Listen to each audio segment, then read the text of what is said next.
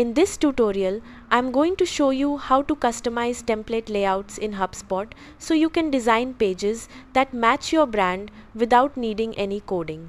Start by heading over to the Content menu and clicking on Design Manager. This is where all your templates and design assets are stored. Once inside, you can either open an existing template or create a new one. To create a new template, click File, then select New File and choose Drag and Drop. This gives you a visual editor where you can build your layout easily.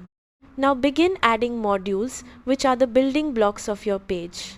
On the right side, click the Add option and drag modules like text, images, forms, or headers into your layout.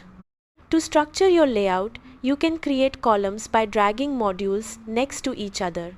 You can also adjust column widths by dragging the divider between them.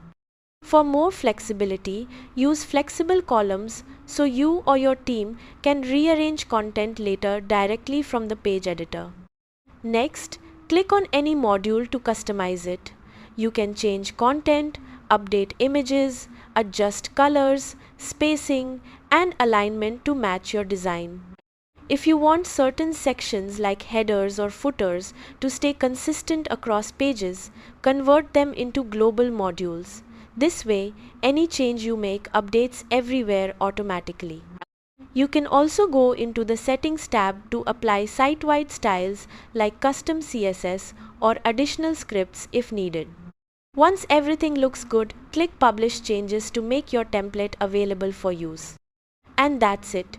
You've successfully customized template layouts in HubSpot, giving you full control over your website design without touching code.